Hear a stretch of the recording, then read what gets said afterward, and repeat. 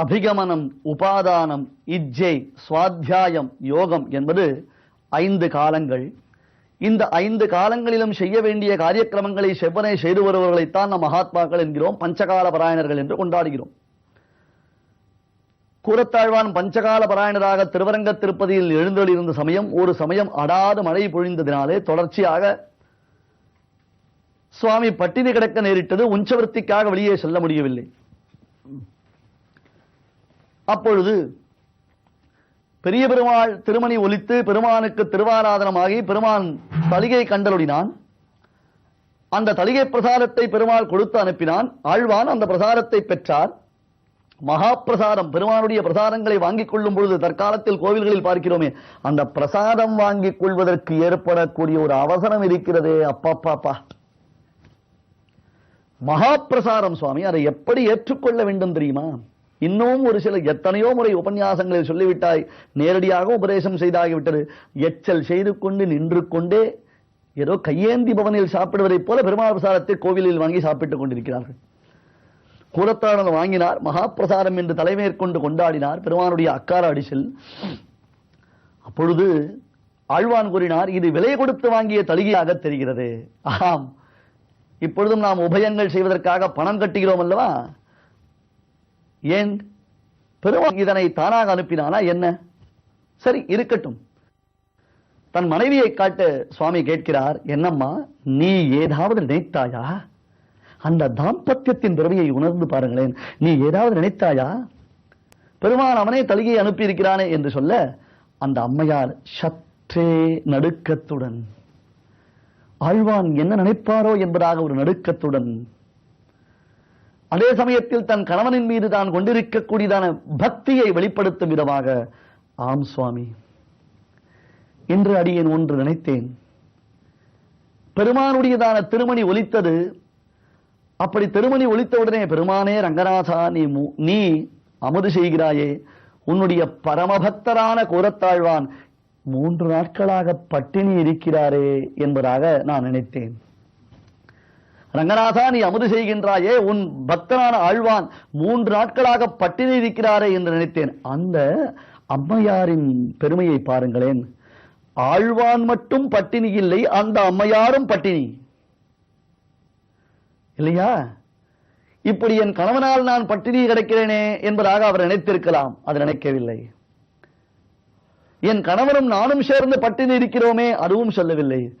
பரமபக்தரான ஒன்றையே எப்பொழுதும் சிந்தித்திருக்கக்கூடியதான ஆழ்வான் பட்டினி கிடக்கிறாரே, ரங்கநாதா நீ மட்டும் தலிகை கண்டருகிறாயே. சொல்லும் பொழுது நமக்கே தாங்க முடியவில்லை. எப்படி விவரிப்பது இதையெல்லாம்? பாருங்கள், மேனி சிலிர்க்கிறது. அந்த அளவிற்கு அந்த பெருமானுடைய உள்ளத்தில் உரைக்கும்படியாக இந்த அம்மையார் பிரார்த்தித்திருக்கிறாள்.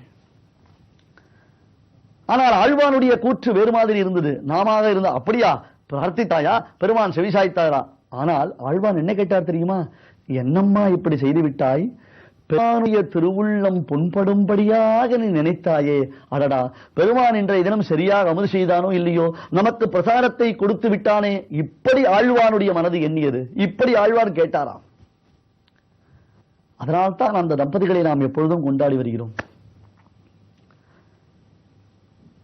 இது பகவத் சங்கல்பம், ரங்கநாதருடைய நியமனம், ரங்கநாதருடைய பிரேரணை என்பதனாலே அந்த பிரசாரத்தை எப்படி தசரத மாமன்னன் அஸ்வமேதையாக முடிந்து புத்திரகாமேஷ்டியாகம் செய்த அளவிலே உத்தமமான கிரகித்வா பாயசம் சரும் என்று உயர்ந்த அந்த பாயசமான திவ்ய பாயசத்தை ஒரு தேவகுமாரன் கொடுக்க, அதை பெற்று தசரத மாமன்னன் பிள்ளைகளை பெற்றெடுத்தாரோ, அதே போன்று கூரத்தாழ்வானும் அவருடைய தேவிகளும் இந்த பிரசாரத்தை அமுது செய்தார்கள். ஆழ்வானுக்கு இதுக்கு முன்பாகவே ஒரு குமாரன் பிறந்ததாகவும், அந்த குமாரர் வெகு இளவயதிலேயே மரித்ததாகவும் சொல்லுகிறார்கள். தற்பொழுது இந்த பிரசாரத்தை உண்ட பாக்கியராதிசயத்தினாலே கூரத்தாழ்வானுடைய தேவிகள் உற்றார். கருவுற்ற அந்த மகா உத்தமி பாக்யவதி 2 பிள்ளைகளை ஈன்றெடுத்தாள். உயர்ந்த அந்த 2 பிள்ளைகளை ஈன்றெடுத்தாள். சுவாமி ராமானுஜருக்கு மிகுந்த சந்தோஷம் உண்டாயிற்று. இந்த குழந்தையை மஞ்சள் நீர் குடித்த குழந்தை என்று பெரியோர்கள் சொல்லுகிறார்கள். என்ன தெரியுமா? அதாவது நமக்கு ஒரு குழந்தை பிறந்தது, அந்த குழந்தை விதிவசத்தினாலே இறந்து விட்டது. மறுபடியும் குழந்தை பிறந்தது என்றால் அந்த குழந்தையை நாம் கோவில் குழந்தையாக பகவானுக்கே சமர்ப்பித்து விடுகிறோம், எம்பெருமானுக்கே நாம் சமர்ப்பித்து விடுகிறோம். எதற்காக? இந்த குழந்தை தீர்காயுடன் நன்கு இருக்க வேண்டும், இதனால் தர்மானுஷ்டானங்கள் சிறக்க வேண்டும், சம்பிரதாயம் வளர வேண்டும், அதற்காக பெருமானுடைய பிள்ளையாக தத்து கொடுத்து விடுவது என்பதாக வைத்துக் கொண்டோமேனால் அந்த குழந்தைக்கு எல்லா ஆயுர ஆரோக்கிய செல்வங்கள் ஐஸ்வர்யங்கள் எல்லாம் அபிவிருத்தியாகும். தற்காலத்திலும் அது நடைமுறையில் உள்ளது அல்லவா? அப்படி அளிக்கக்கூடிய குழந்தைக்குத்தான் மஞ்சள் நீர் குடித்த குழந்தை என்பதாக பெயர். பராசர பட்டர் என்பதாக அந்த குழந்தை பின்னாளில் வழங்கப் போகிறது. அந்த குழந்தையை ஆழ்வான் பெரிய பிராட்டியாராம் ஸ்ரீ ரங்கநாச்சியார் சன்னிதானத்திலேயே தொட்டிலில் இட்டு விடுவாராம். ரங்கநாச்சியார் பாலூட்டி சீராட்டி வளர்த்த குழந்தை கூரத்தாழ்வானுடைய திருக்குமாரர். எல்லாம் ரங்கநாதனுக்குத்தான். பெரிய பெருமாளும் பெரிய பிராட்டியாரும் அந்த குழந்தைக்கு பொறுப்பு. எனக்கு என்ன என்று கூரத்தாழ்வான் சொல்வார். ஆயிற்று, குழந்தை பிறந்தன. அந்த குழந்தைகளை தான் பார்க்க வேண்டும் என்னும் ஆவலினாலே சுவாமி ராமானுஜர் தன்னுடைய திருத்தம்பியாரான தற்பொழுது எம்பார் என்னும் திருநாமத்துடன் சன்னியாசியாக இருக்கும் அந்த சுவாமியை அழைத்து, நீ சென்று கூரத்தாழ்வானுடைய 2 குமாரர்களையும் என்னிடத்திலே கொண்டு வா என்று சொன்னார்.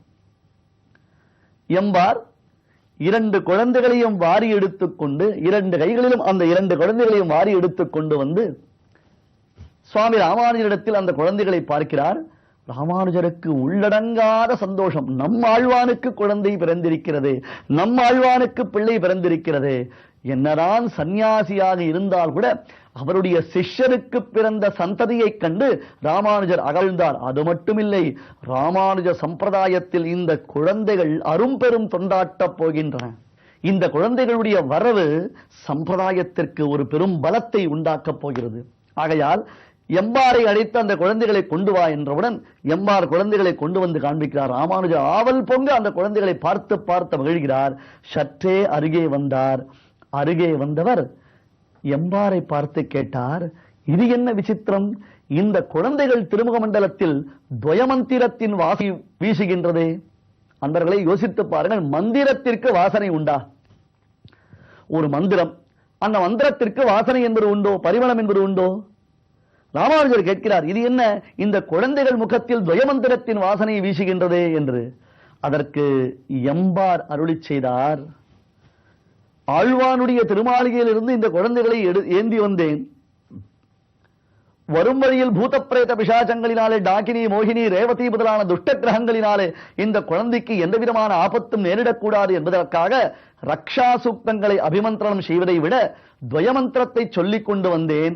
ஆகையால் துவயமந்திரத்தை சொல்லிக் கொண்டே வந்ததினாலே ஒருவேளை அந்த பரிமளம் வீசுகிறதோ என்று கேட்க, ஆம், துவயமந்திரத்தை நீர் உச்சரித்துக் கொண்டு வந்தீர், அதன் வாசனை இங்கே தெரிகிறது. எம்பார் துவயமந்திரத்தை சொன்னது ராமானுஜருக்கு தெரியாது. குழந்தைகளை பார்த்தார், உடனே உணர்ந்தார். துவயமந்திரத்தின் வாசனை வீசுகிறது. சரி, இந்த குழந்தைகள் மீது இவ்வளவு பரிவு கொண்டு நீர் விளங்குவதினாலே நீரே இந்த குழந்தைகளுக்கு ஆச்சாரியராக விளங்க கடவீர் என்று பிறந்த குழந்தைக்கு அப்பொழுதே ஆச்சாரிய சம்பந்தத்தை சுவாமி ராமானுஜர் உண்டாக்கினார். கோவிந்த பெருமாள் என்னும் எம்பார் பராசர பட்டருடைய ஆச்சாரியர். தன் ஆச்சாரியரின் பெருமையை ஸ்ரீ விஷ்ணு சகஸ்ரநாம பாஷ்யம் முதலானவற்றில் காண்பிக்கிறார். அது தவிர தான் ஆளவந்தாருக்கு செய்து கொடுத்த பிரதிஜையின்படி ஆளவந்தாருடைய 3 திருவிரல்கள் மூடியிருந்தன. அந்த 3 விரல்கள் திறப்பதற்காக 3 பிரதிஜைகள் செய்தோம். ஒன்று பிரம்மசூத்திரத்திற்கு விசேஷமான வியாக்கியானம் செய்தாகிவிட்டது. அடுத்தது இனி பகவத் விஷயத்திற்கு வியாக்கியானம் செய்யப்பட வேண்டும். அதை தவிர மற்றொன்று என்ன? சம்பிரதாயத்திற்கு பேருபகாரம் செய்தருளின பராசர மகர்ஷி, வேதவியாச மகர்ஷி, இவர்கள் இருவருடையதான பெருமை தோற்றும்படியாக சம்பிரதாயத்தை சீர்மையாக இதை விளக்கும் தீபமாக விளங்கக்கூடிய சிறார்களுக்கு அந்த திருநாமமிட்டு அழைக்க வேண்டும் என்பதாக அந்த பிரதிஜையின்படி கூரத்தாழ்வானுக்கு ஜனித்த இந்த 2 பிள்ளைகளுக்கும் மூத்தவருக்கு பராசரன் என்றும் இளையவருக்கு வேதவியாசர் என்பதாகவும் திருநாமமிட்டார். ஆளவந்தாருடைய திருவுள்ளத்தின்படியாக இந்த குழந்தைகளுக்கு திருநாமமிட்டார்.